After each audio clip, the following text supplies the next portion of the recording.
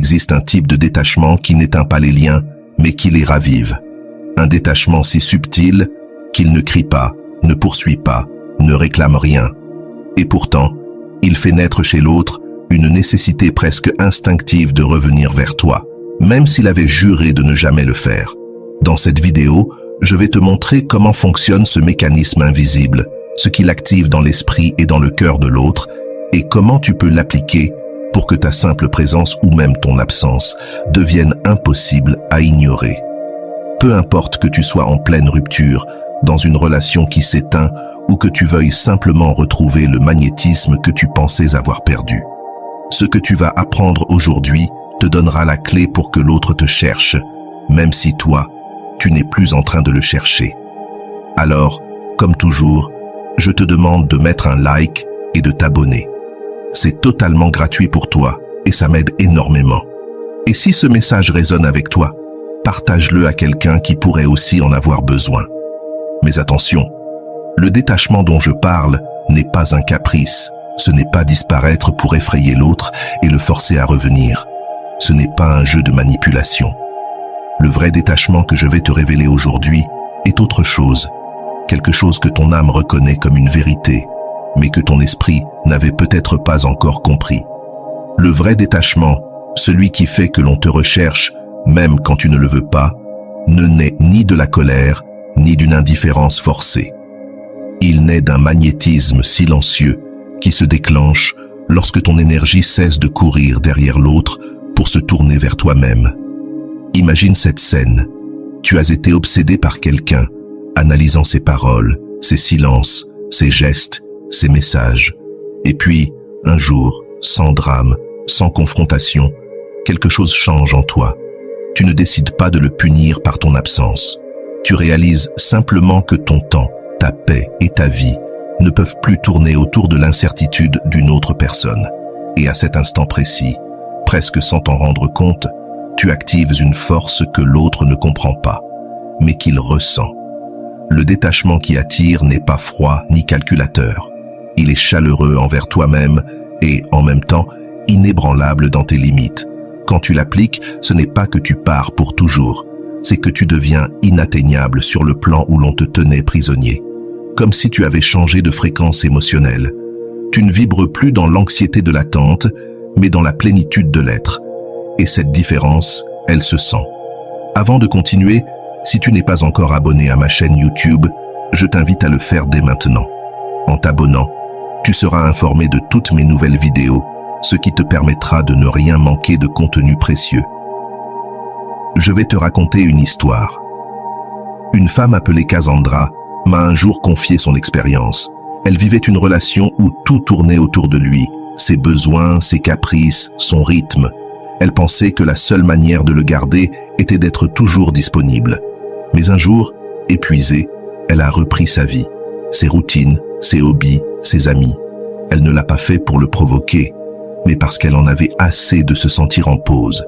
Le résultat, en moins de 2 semaines, il est passé de réponses froides à des messages insistants, cherchant la moindre excuse pour la voir. Pourquoi ? Parce que le détachement authentique n'est pas une décision de l'autre, c'est une vibration que son inconscient perçoit.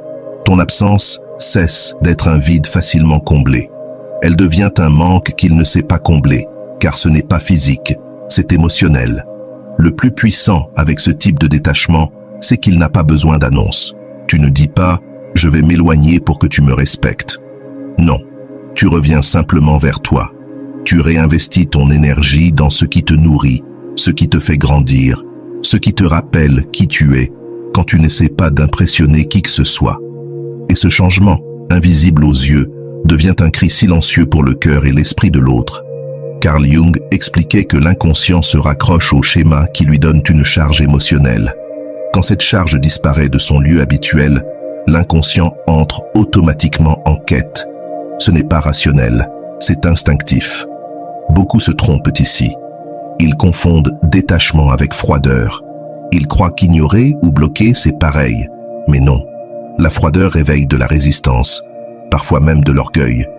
Le détachement véritable, lui, réveille la curiosité et l'attraction. La différence est dans l'intention. Tu ne t'éloignes pas pour provoquer, tu t'éloignes pour te préserver. Et oui, ce magnétisme silencieux demande du courage, car il t'oblige à lâcher l'illusion du contrôle. Tu ne peux pas savoir quand ni comment l'autre réagira. Mais là est ta vraie force. L'important n'est pas qu'il revienne, mais que toi, tu ne reviennes jamais au point de dépendance émotionnelle d'où tu es sorti. Le détachement n'est pas une stratégie pour être aimé. C'est la conséquence naturelle de l'amour que tu te portes, assez fort pour refuser de rester là où ton âme se rétrécit. Et le plus beau, c'est que ce principe ne s'applique pas seulement aux relations amoureuses.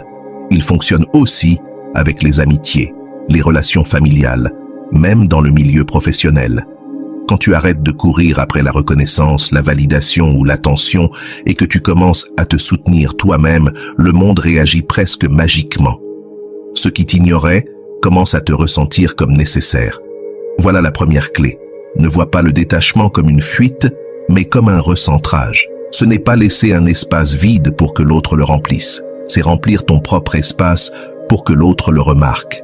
C'est cela, le magnétisme silencieux. Et crois-moi, une fois que tu l'auras expérimenté, tu n'accepteras plus jamais de vivre en mendiant des miettes d'attention. L'être humain, en particulier dans les liens affectifs, réagit de manière intense face à la perte ou à la diminution de ce qu'il considère comme une ressource précieuse. Quand ton attention est dispersée partout, elle ne vaut rien. Mais lorsqu'elle est bien administrée, elle devient un luxe. Carl Jung expliquait que l'inconscient projette de la valeur en fonction de ce qu'il perçoit comme difficile à obtenir. Si tu es toujours là, peu importe la manière dont on te traite, ta valeur perçue diminue. En revanche, si ton attention est alignée avec ton estime de toi et tes limites, elle devient un symbole de respect envers toi-même. Et ce qui est le plus intéressant, c'est que tu n'as pas besoin de le dire. Tu n'as pas besoin d'annoncer « je vais arrêter de te prêter attention ». C'est ton changement d'énergie, l'absence de tes gestes habituels, qui envoie le message le plus puissant. Peut-être qu'ici surgit une peur. Et si la personne s'éloigne complètement? La réponse est simple, bien que dure.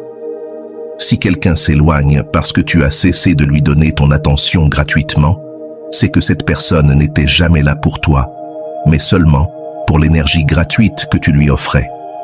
Dans ce cas, ta perte est en réalité ton plus grand gain. C'est ici que se croisent le détachement et la gestion de ton attention. Il ne s'agit pas d'ignorer l'autre par orgueil, mais de reconnaître que ton attention est une véritable monnaie d'échange. L'investir là où il n'y a pas de réciprocité revient à verser de l'eau dans un seau troué. La seule façon de lui donner de la valeur, c'est de l'utiliser de manière consciente. Le vrai magnétisme ne naît donc pas du fait de donner davantage, mais du fait de donner mieux. Il ne s'agit pas de disparaître complètement, mais d'être là où tu veux être et non là où tu crois devoir être par peur de perdre. Parce que voici la grande vérité. Plus tu as peur de perdre quelqu'un, plus il est facile qu'il te perde. Et voici ce qui devient puissant. Lorsque tu traites ton attention comme une monnaie précieuse, l'autre ne remarque pas seulement ton absence, il commence à se demander pourquoi il l'a perdue. Et cette question, ce vide, cette inquiétude, deviennent le début de sa recherche. Ton absence peut alors devenir plus présente que ta présence elle-même, car si ton attention est la monnaie, ton absence bien gérée est comme un message gravé en or. L'un des gestes les plus déstabilisants que tu puisses faire, c'est le calme véritable. Mais attention, je ne parle pas d'une fausse tranquillité pleine de rancune ou de fierté cachée. Je parle d'une sérénité authentique, celle qui naît quand tu lâches vraiment le besoin de contrôler ce que l'autre pense, ressent ou décide. La plupart des gens, quand ils sentent que l'autre s'éloigne, réagissent. Ils envoient des messages, provoquent des confrontations indirectes ou utilisent le silence comme punition, dans l'espoir que l'autre ressente leur douleur. Mais ça, ce n'est pas du calme, c'est du bruit. Et le bruit, même déguisé en froideur, trahit toujours l'anxiété. La vraie sérénité est différente. C'est cette force intérieure silencieuse qui envoie un message clair. Je vais bien avec toi ou sans toi. Et ce message, quand il est vrai, ne peut pas être imité. Ta voix change, tes gestes changent, même l'énergie que tu transmets dans un simple regard change. Et cela déstabilise profondément celui qui s'attendait à ce que tu réagisses avec intensité à son silence ou à son absence. Imagine quelqu'un qui s'attend à ce que tu exploses, que tu réclames, que tu cherches à récupérer son attention. Et tout ce qu'il reçoit, c'est un comportement normal, poli, mais pas excessif. Pas de tension, pas de poursuite, pas de drame. Juste un équilibre qui ne correspond pas au scénario qu'il avait prévu pour toi. Et sans le savoir, tu brises une de ses certitudes les plus ancrées. Il ne peut plus prévoir tes réactions. Et c'est là que la curiosité s'éveille. Car quand une personne est habituée à occuper ton esprit, mais qu'elle sent soudain que ce n'est plus le cas, un vide s'ouvre. Et ce vide est inconfortable. L'esprit humain déteste les vides, il cherche toujours à les combler. Et si tu ne lui donnes pas de réponse, il commence à en chercher une. J'aimerais te raconter le cas de Mariana. Elle vivait depuis des mois une relation pleine d'allers-retours. Chaque fois que son partenaire s'éloignait, elle courait après lui pour clarifier, prouver son amour, montrer qu'elle était encore là. Mais un jour, épuisée de ce cycle, elle décida d'arrêter le jeu. La fois suivante, quand il s'éloigna, elle ne fit rien. Pas de message, pas de tentative pour combler le silence, pas de démonstration excessive. Elle continua simplement sa vie, ses amis, ses routines, ses projets personnels. Et quand il revint, elle ne l'accueillit ni avec froideur ni avec euphorie. Elle le traita simplement comme si son absence n'avait pas été un tremblement de terre. Le résultat fut immédiat. Il commença à écrire plus souvent, à chercher des excuses pour la contacter, à tester ses réactions, mais il n'obtenait plus les mêmes réponses. Sa sérénité l'intriguait. Carl Jung disait « Ce que nous ne comprenons pas nous fascine ». La vraie sérénité n'est pas une absence de réaction, c'est la présence d'une sécurité intérieure que l'autre ressent. Et c'est ce qui change tout. Car la sérénité ne crie pas, mais elle s'entend plus fort que n'importe quel mot. Elle est comme ce silence après la tempête. On ne sait pas s'il annonce la paix ou quelque chose de plus grand à venir. Quand tu maîtrises cette sérénité, tu sors du jeu émotionnel de l'autre. Tu n'es plus une pièce qui se déplace en réponse à ses coups. Tu avances selon ta propre conviction. Et cela change l'équilibre du pouvoir, parce que l'autre comprend qu'il n'a plus de contrôle sur tes émotions. Au début, cela peut sembler étrange. Si tu es habitué à réagir, à expliquer, à prouver, la sérénité peut te donner l'impression de ne rien faire. Mais ce rien dit tout. Ce rien crée des questions.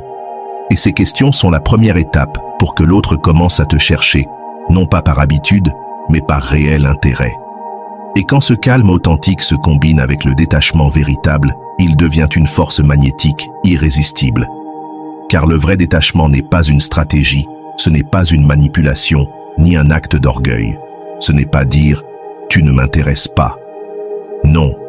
Le détachement réel est solide, sincère, et il ne cherche même pas à faire revenir l'autre. Et paradoxalement, c'est celui qui provoque le plus souvent un retour. Quand tu te détaches vraiment, tu cesses d'agir comme si l'attention de l'autre était un prix que tu devais regagner. Tu commences à vivre comme si ta vie était déjà complète, comme si le chapitre partagé n'était qu'une partie d'un livre beaucoup plus vaste. Visualise ceci. Tu es dans un jeu de cordes. Chacun tient une extrémité et tire. Parfois toi, parfois l'autre, mais la tension est toujours là. Le vrai détachement, c'est quand tu lâches la corde. Pas avec colère, pas avec mépris, mais avec la paix de celui qui n'a plus besoin de jouer. À ce moment, l'autre ressent le vide. Il s'aperçoit qu'il n'y a plus de résistance, plus de tension, et son inconscient réagit en déclenchant un instinct primitif, la recherche. C'est comme un bruit familier qui disparaît soudainement. Au début, tu ne le remarques pas, mais une fois conscient de son absence, tu ne peux plus cesser d'y penser. Le silence devient insupportable. Dans les relations, ce silence émotionnel que tu laisses quand tu arrêtes de courir derrière l'autre résonne beaucoup plus fort que n'importe quel message désespéré. Elle jouait constamment avec la proximité et la distance, laissant toujours des miettes d'attention qui le maintenaient accroché. Mais un jour, Andrés, fatigué, a cessé de répondre comme avant. Il ne s'est pas officiellement éloigné, Il n'a pas fait de coupure dramatique.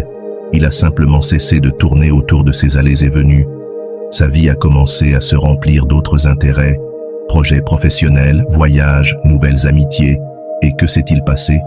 Cette femme, si sûre qu'il serait toujours là, a commencé à le chercher. D'abord avec des messages anodins, puis avec des insinuations plus claires. Ce n'était pas parce qu'Andrés l'avait complètement oublié, mais parce que son détachement n'était pas une tactique. Il avait vraiment lâché la corde, et ce vide, elle n'a pas pu le supporter.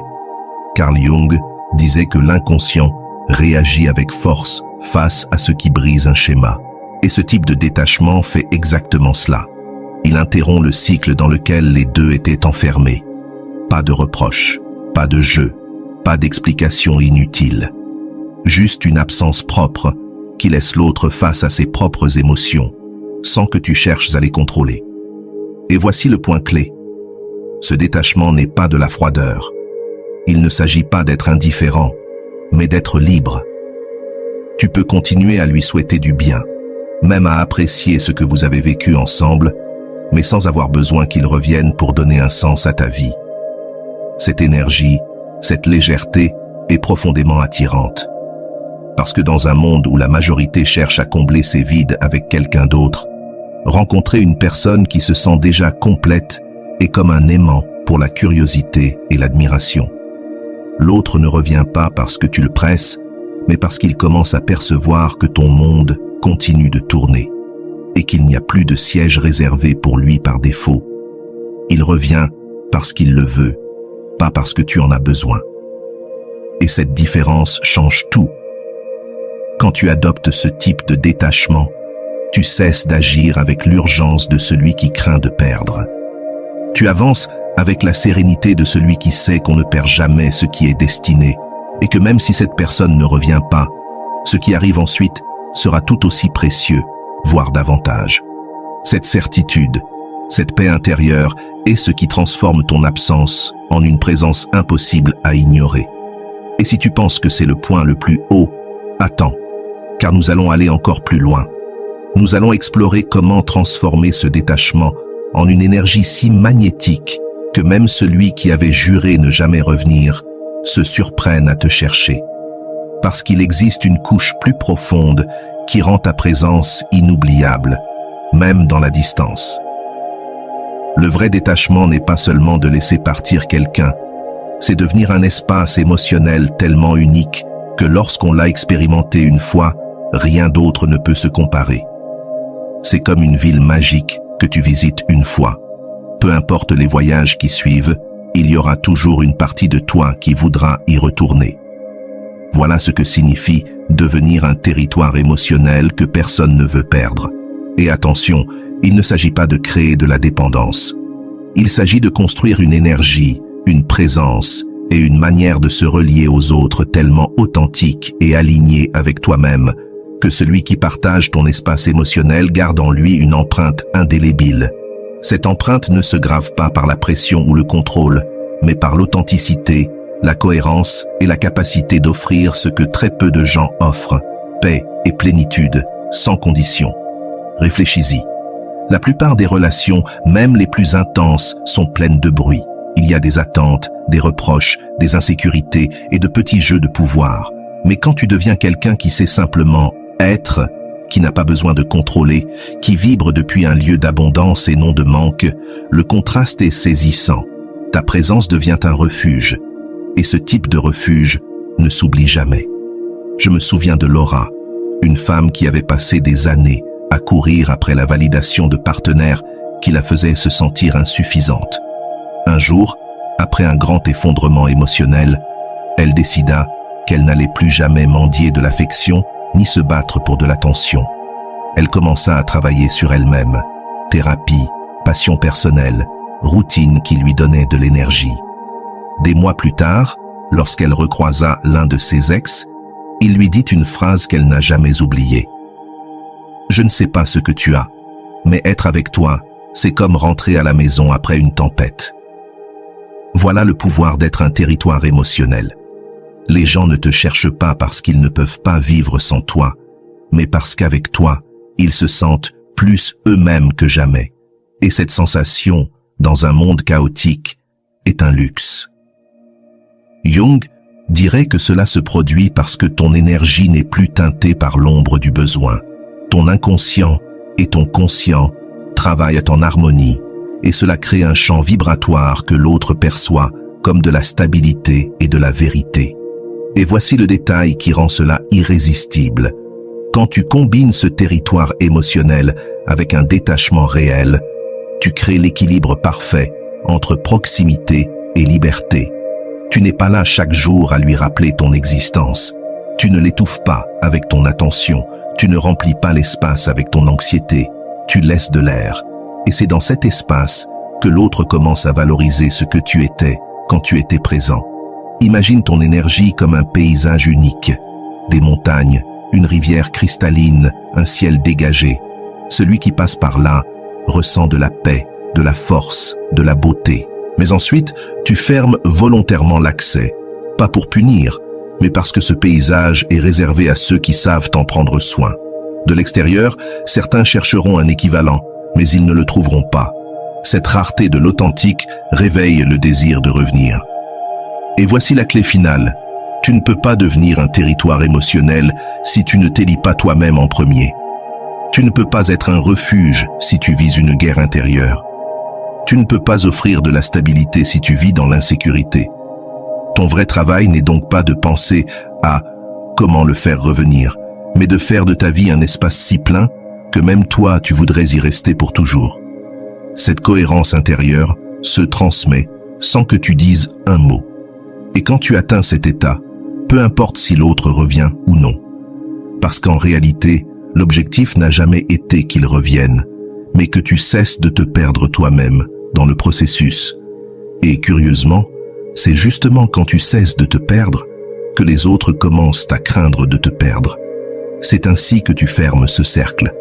Pas avec un message, pas avec un « tu me manques », pas avec un jeu pour provoquer de la jalousie.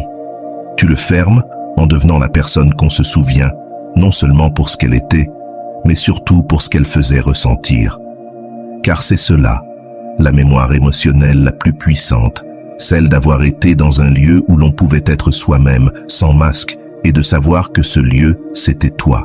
Et c'est là que tu passes, sans t'en rendre compte, de celui qui espérait être choisi à celui qui décide qui peut entrer. C'est le détachement le plus fort et l'attraction la plus imparable. Crois-moi, quand quelqu'un comprend que l'accès n'est plus automatique, il fera tout pour franchir à nouveau cette porte. Et maintenant que tu es arrivé jusqu'ici, tu te rends compte d'une vérité que tu n'avais peut-être pas vue avec autant de clarté auparavant. Le véritable pouvoir ne réside pas dans le fait que quelqu'un t'élise, mais dans ta capacité à créer un espace émotionnel si unique que celui qui l'a connu sans qu'y renoncer serait perdre une partie de lui-même. Voilà le détachement qui ne se crie pas, qui ne se négocie pas, qui ne se mendie pas. C'est un détachement construit de l'intérieur qui transforme ta présence en un luxe que tout le monde ne mérite pas. Si ce message résonne en toi aujourd'hui, c'est que tu es déjà prêt à cesser de courir derrière l'attention des autres et à commencer à attirer depuis ton centre. Prêt à devenir cette personne qu'on redoute de perdre, non parce que tu menaces, mais parce que ton absence crée un vide difficile à combler. Je veux que tu prennes une décision claire dès maintenant, pas une vague promesse qui s'oublie demain. Une déclaration ferme, adressée à ton inconscient. Écris-la en commentaire comme un engagement envers toi-même. À partir d'aujourd'hui, je décide qui a accès à mon énergie. Écris-le ci-dessous, parce qu'en le faisant, tu ne te contentes pas de l'affirmer, tu commences à le vivre. Et si tu veux que ce message continue de travailler en toi, reviens voir cette vidéo chaque fois que tu sentiras que ta valeur dépend de l'attention de quelqu'un d'autre. Ici, tu trouveras le rappel qui te maintiendra ferme. Si ce message a résonné dans ton âme, abonne-toi maintenant pour continuer à élever ton énergie avec chaque nouvelle vidéo. Mets un like à ce contenu pour qu'il puisse toucher d'autres âmes qui ont besoin de l'entendre. Partage cette vidéo et je t'attends demain avec un nouveau message. À demain.